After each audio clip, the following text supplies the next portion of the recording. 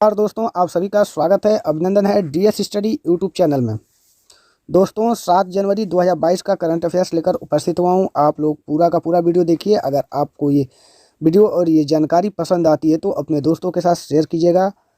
तो चलिए बिना देर किए हुए अपने आज की करंट अफेयर्स की तरफ बढ़ते हैं। तो आज का पहला प्रश्न है या हेडलाइंस है, ICMR ने ओमिक्रॉन का पता लगाने के लिए भारत निर्मित पहली किट को मंजूरी दे दी है।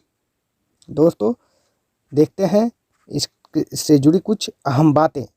तो भारतीय आयुर्विज्ञान अनुसंधान परिषद ICMR ने कोविड-19 के ओमिक्रॉन वेरिएंट का पता लगाने के लिए ओमिश्योर नामक एक किट को मंजूरी दे दी है।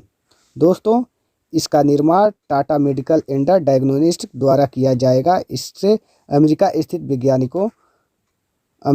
वैज्ञानिकों उपकरण कंपनी थर्मो फिशर द्वारा विकसित किया गया है। यह ओमिक्रॉन वेरिएंट का पता लगाने के लिए एस जीन लक्ष्य विफलता SGTF रणनीति का उपयोग करता है। कीट का पहला लक्ष्य एस जीन ड्रॉप आउट या एस जीन लक्ष्य विफलता पर आधारित है, जबकि दूसरा लक्ष्य एस जीन उत्परिवर्तन प्रवर्धन पर आधारित है। दोस्तों आगे देखते हैं इससे कुछ जुड़ी बातें। तो यह परीक्षण किट सभी मानक रियल टाइम PCR मशीनों के अनुकूल है। यह अब तक रिपोर्ट किए गए SARS-CoV-2 के अन्य वेरिएंट का भी पता लगा सकता है। यह किट 130 मिनट में परिणाम देगा। ओमिक्रॉन कोविड-19 वायरस का एक वेरिएंट है। यह वायरस की सामान्य संरचना में उत्परिवर्तन के कारण उत्पन्न हुआ है। दोस्तों देखते हैं अगला। दोस्तों अगला हेडलाइंस है, अतुल केशव को US इंडिया बिजनेस काउंसिल का अध्यक्ष नियुक्त किया गया है। दोस्तों देखें अतुल केशव कौन है। अतुल केशव को 5 जनवरी से US India business council USIBC का अध्यक्ष नियुक्त किया गया है। दोस्तों उन्होंने दक्षिण एशिया के लिए पूर्व अमेरिकी सहायक विदेश मंत्री निशा बिस्वाल का स्थान लिया है। अतुल केशव पहले नई दिल्ली में अमेरिकी दूतावास में चार्ज डी अफेयर्स अंतरिम राजदूत के रूप में कार्य किया था। दोस्तों देखते हैं और आगे। दोस्तों अगर आपको ये जानकारी पसंद आ रही हो तो अपने दोस्तों के साथ शेयर कीजिए। दोस्तों उनकी विशेषज्ञता और गहरा वैश्विक नेटवर्क संयुक्त राज्य अमेरिका और भारत के बीच मजबूत संबंधों को मजबूत करने में संगठन की मदद मिलेगा। अतुल केशव ने अपने कैरियर में कई वरिष्ठ अमेरिकी सरकारी पदों पर कार्य किया है। उन्होंने पहले श्रीलंका और मालदीव में अमेरिकी राजदूत के रूप में भी काम किया था। दोस्तों अगर आपको ये जानकारी पसंद आती है तो आप लाइक कीजिए, शेयर कीजिए। दोस्तों US इंडिया बिजनेस काउंसिल, दोस्तों इसका उद्देश्य भारत और संयुक्त राज्य अमेरिका के निजी क्षेत्रों को निवेश प्रवाह बढ़ाने के लिए प्रोत्साहित करना है।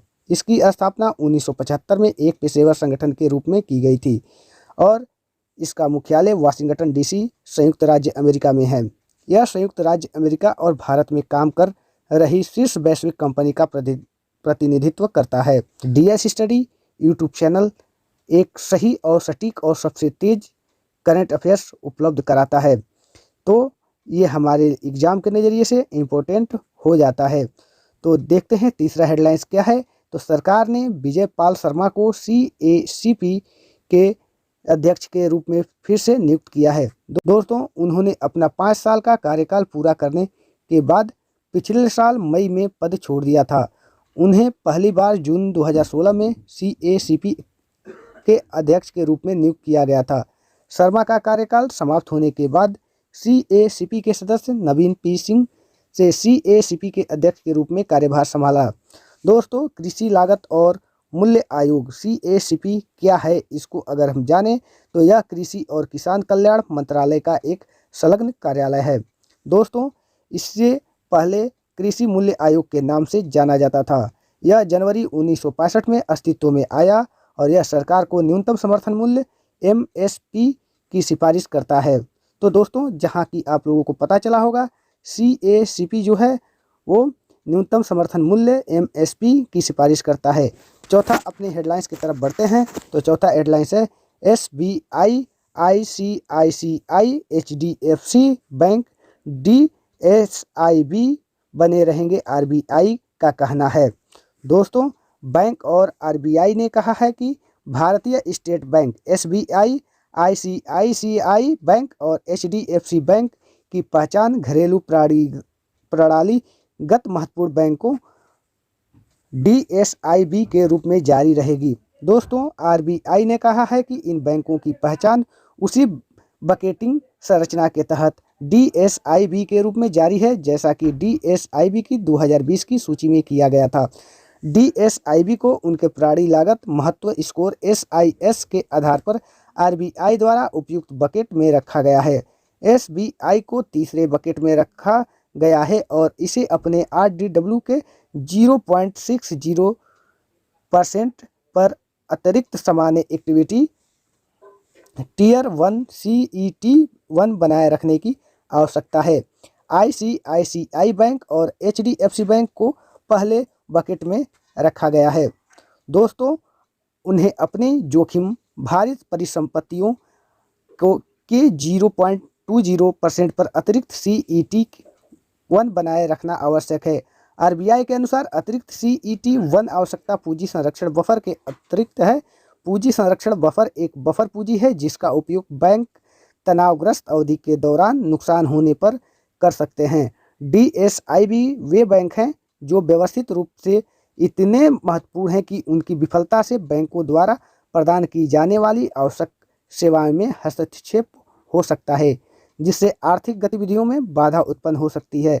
दोस्तों, आगे देखते हैं। RBI इन बैंकों को उनके बड़े आकार, क्रॉस क्षेत्राधिकार गतिविधियां, जटिलता, प्रतिस्थापन क्षमता की कमी और परस्पर जुड़े होने के कारण महत्वपूर्ण के रूप में वर्गीकृत करता है।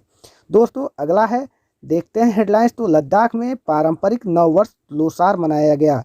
दोस्तों, लद्दाख ने 3 जनवरी 2022 को पारंपरिक नया साल लोसार मनाया जाता है। लोसार, जिसे तिब्बती नव वर्ष के रूप में भी जाना जाता है, तिब्बती बौद्ध धर्म में यह एक त्यौहार है। उत्सव की शुरुआत मठों, स्तूपों, आवासीय और अन्य स्थानों जैसे धार्मिक स्थानों की रोशनी के साथ जन्म और निर्वाण वर्षगांठ से चौखापा के उत्सव के साथ हुई थी।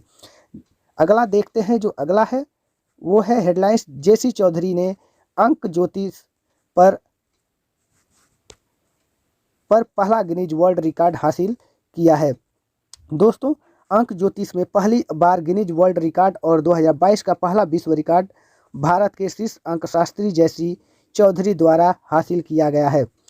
दोस्तों, उन्होंने लगभग 6000 प्रतिभागियों को प्राचीन विज्ञान के बारे में शिक्षित किया। अंकशास्त्र के उत्साही जो संयुक्त राज्य अमेरिका, ब्रिटेन, मध्य पूर्व और भारत में से शामिल हुए थे। इस पहल का आयोजन CNPL चौधरी न्यूमोरो प्राइवेट लिमिटेड और इंडियन इंस्टीट्यूट ऑफ न्यूरोमोलॉजी द्वारा किया गया था। सरकार ने वन डिस्ट्रिक्ट वन प्रोडक्ट के हिस्से के रूप में 6 ब्रांड लॉन्च किए। दोस्तों, देखते हैं, जानते हैं कि ये 6 ब्रांड कौन से हैं। दोस्तों, खाद्य प्रसंस्करण उद्योग मंत्री पशुपति कुमार पारस ने वन डिस्ट्रिक्ट वन प्रोडक्ट दृष्टिकोण के हिस्से के रूप में विकसित 6 ब्रांड का शुभारंभ किया है। उन्हें 5 जनवरी 2022 को नई दिल्ली में सूक्ष्म खाद्य प्रसंस्करण उद्यम योजना के प्रधानमंत्री औपचारिकरण के तहत शुरू किया गया था।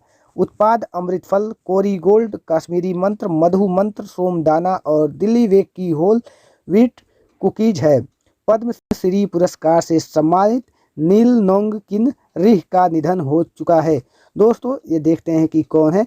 तो शिलांग चैम्बर कोयर के संस्थापक और प्रसिद्ध संगीतकार नील नोंगकिन रिह का जनवरी 2022 में निधन हो गया।